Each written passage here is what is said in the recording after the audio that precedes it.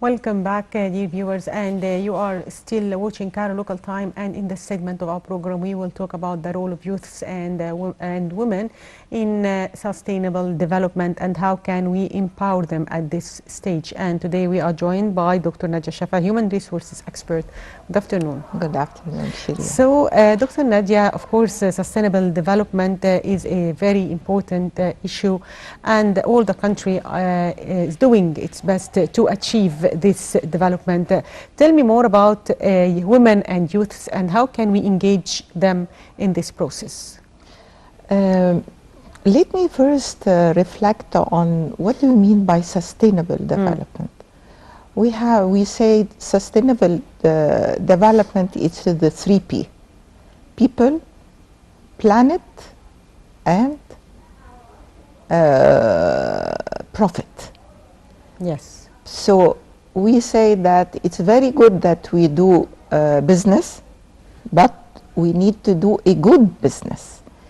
It is not anymore to focus on the profit. No, you have to do the business which will not hurt the environment. And this is very crucial. We need to be aware of it. We need really to do good homework of awareness about that environment. It is crucial to be well taken care of. As for the women and youth, we want them to realize that they are representing a portion cannot be ignored. So we need to encourage women to go to the work and to empower them. They are representing, they said that the woman is representing 90% of the food which is presented to the nation. And if we will take the woman to the working environment and put her inclusion in the working environment, it could increase the GDP with 34% as per UN statistic. It is very important that to realize the importance of including women in the workforce. So also if we talk about the economic reform program and to what extent it is impacting now the lives of Egyptians, and do you think that it starts to bear its fruits?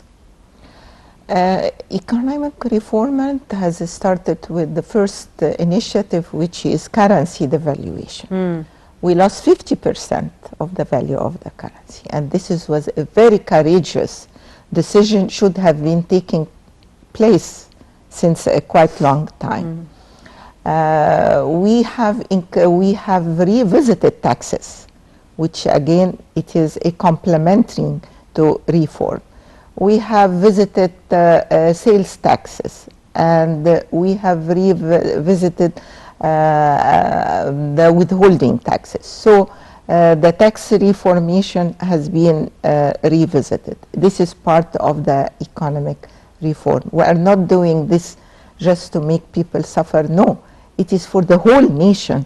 We need really people to enjoy better life and better environment. But it will take time. And this is the vision of Egypt 2030.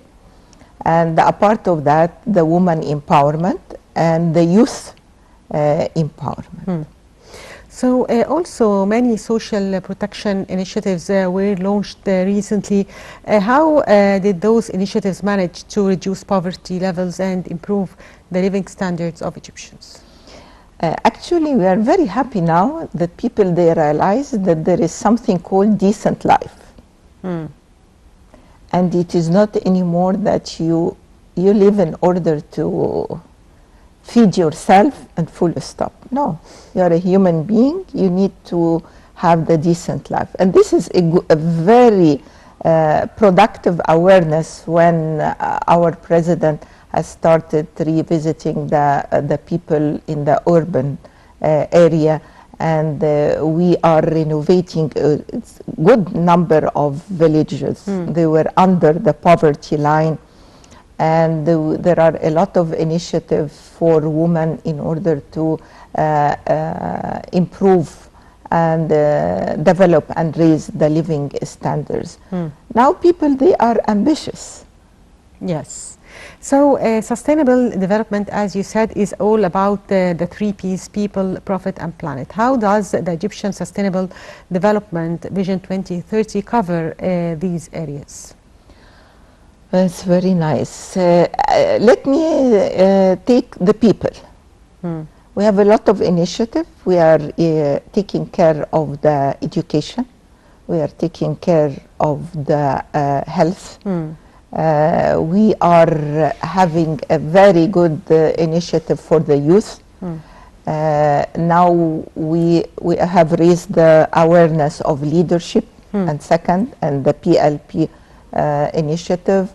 There are a lot of collaboration with different countries. For example, Canada there is a program helping women in order to be included for certain sectors, which is not thinking, it is not anymore to be the farmer. There is another initiative for encouraging the secondary school students to raise their skills and knowledge in science and math, and the school STEM program. So we have a lot of... This is for people, yes, developing their skills and capabilities. Yes, we should not forget the development of the training program of the Ministry of Manpower and Planning for raising the skills of our employees in the governmental sector. It's a very condensed program, well implemented, and we are here to see the fruit of that. So this is for people. What about profit and planet? Profit, we will, profit will not talk, if we will take it from countryside, we say that whatever you want your children do, behave what you want them to do. Yes, act the way you want them to behave. Absolutely. If we will say the leader, the president of the country, he is taking care of every project. We have an open channel. We have an awareness program about integrity and about honesty, corruption, and etc. All of that, it is touching the profit line. The profit line, it is not the P&L only. The profit line, it is you take care of your property, you take care of your country, you do your job well in order to increase the return of what you are doing. This is very clear. As for the institution, it is in their balance scorecard that profit is the must. You have to control and you have to manage the resources. Either people increase the utilizations, rationale, expenses, and it is not anymore you go for the top line and forget about the bottom. For the environment, and the planet is the environment, we have a lot of initiative concerning the new energy, taking care of the water resources, and climate change, of course. And climate change. Climate change. So it is the program, the awareness is there. The initiative, maybe it is on the level of the country, and maybe we as a nation, we are not seeing it because we take things by granted. Actually, before this program, there was the wrapping up of the Water Week. It was held throughout the past 4 days, and it is talking about water management and its importance in the coming period as a way also of keeping the environment and saving water. Yeah, absolutely. So did you follow the Water Week? Absolutely. And you have seen the electricity. People, they forgot that we had days that we are out of electricity for 4 or 5 hours continuously. And now we don't have such things. For people, there are a lot of government initiatives to show us that we have to keep managing the resources for the future. And this is the environment. Yes. So also, if we talk about digital transformation and its importance in achieving sustainable development, and how can we train the cadres and leaders to be qualified for getting access to digital transformation? From my point of view, digital transformation should be taken on the planning phase. I don't see that leaders, managers should take the roadmap to implement the digitalization. Yes. There is a great difference between you implement and you plan.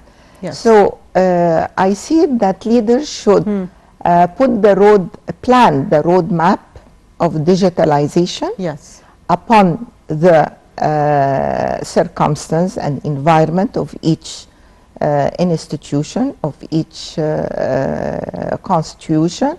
And then when you have the plan, make the awareness of your plan and start implement.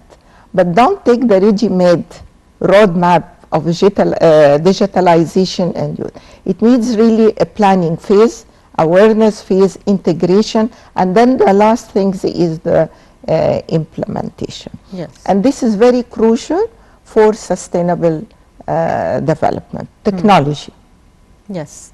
So also the country is carrying out number of mega projects in the field of infrastructure, construction of new cities, agriculture and industry. How does this affect the employment rates in Egypt? Affect the employment wages? Rates. Rates, yes. This is an opportunity. Of course, yes. It is a great opportunity. I have visited the new capital. You can't imagine how you are really building a new city. And you will see how Egypt has really a lot of lands, and now it is being well utilized. But this is an opportunity to increase the labor utilizations. This is an opportunity to make a proper division of the citizen and not to condense on one area. This is and this will impact the environment. When you have 12, 20 millions in a certain distance, definitely we will have a lot of carbon dioxide.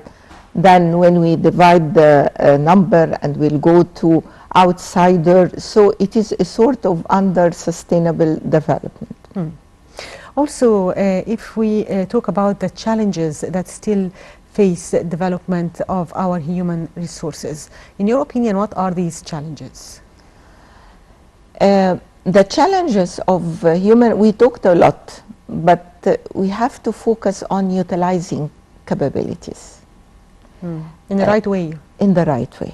Utilizing capability, it is the golden key to really implement and effect what we say that our human resources is the engine, and without the human resources we cannot sustain. It should not be by saying it has to be maximum utilization of the human capability. Also leadership program, and leaders should increase the knowledge and skills. And one of these initiatives is the presidential leadership program. Exactly, and this was for the youth, and it has been proven when they have well managed. Now they are placing in a very good different positions, and things has shown a great success. The last things which I see that it is a sort of culture. We need to develop the culture of continuous learning. Yes. It is not the end that I have been graduated and full stop. No, it's a continuous learning. In the human resources science, we have a new job position. It is 20 years ago it was not before, which is the mentor. We want the old, the experienced people to have a commitment and liability and responsibility to train and develop the youth. But this is 3 points in capsule form. I can really see it as a challenge. The challenges that still face youths. Do you think that we need also to develop educational programs and make youths more ready to join the labor market? Do we still have this problem, or now I think there is some progress in this domain? We are seeing a lot of development in the education, because education is number 1. And this is for the basic education. That's why you are talking about continuous education. Exactly. And we are, I'm very happy that organization nowadays, they start believing in the internship program. And this is one of the solid initiative to make people, our youth, ready for labor market with different concept and different knowledge and skills. Lot of organization, they have their program, and they are developing a lot of youth, newly graduate students, to be ready for the market. Successful program. Yes. Finally, I'd like to thank you, Dr. Nadia Shafie, Human Resources Expert. Thank you for being with us today. Thank you.